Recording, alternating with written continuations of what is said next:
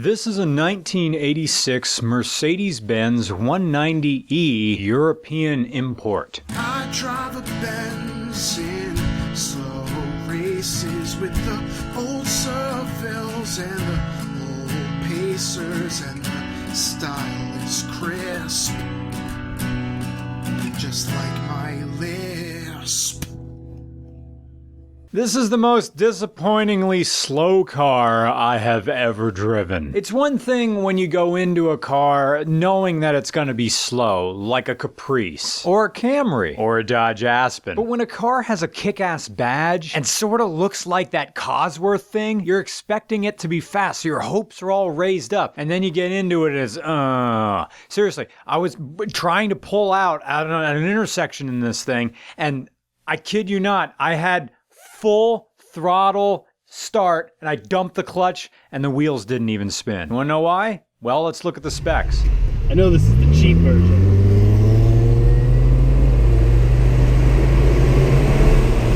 And then, My foot's on the floor when I did that. that's pretty much the power band in this car. Foot's on the floor. Foot's on the floor. Because it's a European import, this 190E is rear-wheel drive, so you think it's good, but it's a 2.0-liter four-cylinder engine with a 4-speed manual transmission. The USDM version of this car had a 2.6-liter, and according to Luke, the clutch grabs anywhere and everywhere, but it doesn't want to. And he's not kidding about Grabby Douglas over here. The clutch grabs like an out-of-control frat guy who has one too many Bankers Club screwdrivers. And he's at the point where he knows he's playing grab-ass with his roommate's girlfriend, and he knows it's wrong, but he just doesn't care enough to remember anything they taught him in the court-ordered sensitivity classes. And the problems don't end there with the 190E. Because it's a European import, you're gonna have to hit up Europe for many of the underhood components. And also the passenger side mirror is smaller than the driver's side mirror. It's a square, whereas the driver's side is a rectangle, because asymmetry is a practical joke the Germans are playing on the rest of us. That said, there are some positives to the 190E. For one, there's the Mercedes-Benz brand. There's history in the name, and that transcends anything that's under the hood. It also has an understated look. It's beautiful in its observance of moderation. Nothing tacky here, nothing overloaded with the gaudy, chintzy garbage of 1980s excess.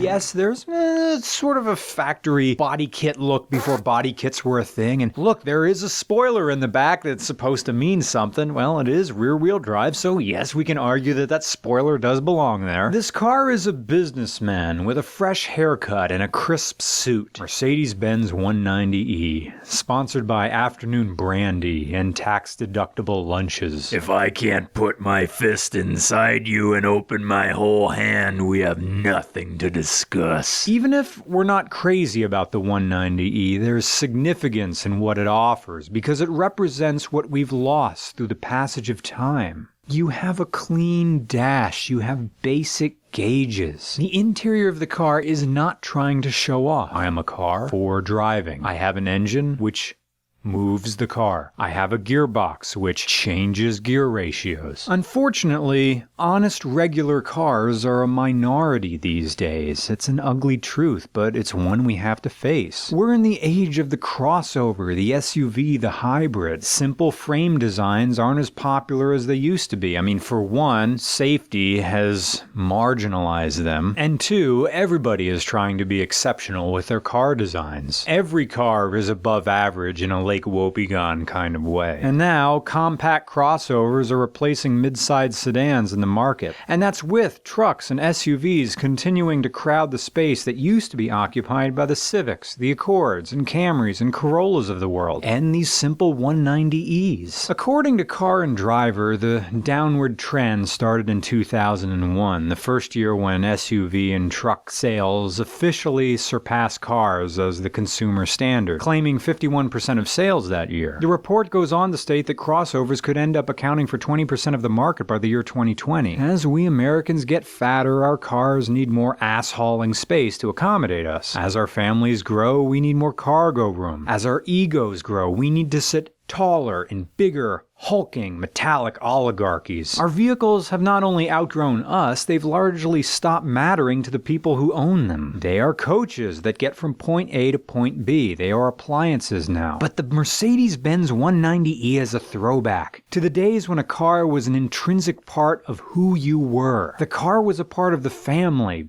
Whether body on frame, or 2-box or 3-box design, or unibody, or what have you. Whether 3 pillars or 4. But enough about talking in generalities. Let's stop the narrative right here and go with the live audio feed. It's like all the different languages, and then it's all like they do everything in bar. Everybody would just strip naked and go black. So in Europe, they actually have like this little parking thing right here. So depending on what side of the street you park on, you can turn it and just only one side. So if I turn it here, only this side running lights go on, and it uses a separate bulb, like a dimmer bulb. So at nighttime you park on the side, and the theory behind it is so that the other drivers can see you parked on the side of the road. So if you're parked in like an alley or anything like that, and then you can turn it this way, and then it'll turn on just this side. Nice. And I don't really know what this is. Yeah, it's like, I don't know if it's to like level the headlights or what it is. It's all like weird German stuff. It's just like a. But it says miles per hour, but it's Euro import? Right. So in Germany, because I checked that out, in Germany, they're like a mix between all the metric system and in miles per hour. So they actually rate it with horsepower instead of like kilowatts. I guess they mostly rate their engines by. So they'll actually like. On the original, that's another cool thing. Here, let me grab the keys real quick. So all of the service that has been done to this was, yeah, it has all the original paperwork. Like, oh, do you need a Schlangenschlagen key replacement? It's like, And can I do something? nah, it's yelling at. Oh, it yells for a while for you to Yeah, turn it your says, seatbelt on. Hey, buddy. So yeah, all the original maintenance and stuff. It's all in Deutschland. Reverse is up. So yeah, you pull Up, it up and then up and bring it over. Yep. Which is kind of enough room back there. Farrah's DeLorean was like that. Pull it up and then over. I see a little dial here called economy that's moving all over the place. Yeah, and so You can either have it black or red. for a manual gearbox, Yeah. they decided, and this is the one thing that made me think this wasn't a German car. Whoever built it wasn't German, because you have a giant clock Right. that tells you what time It is. but you don't have an RPM gauge. Yeah.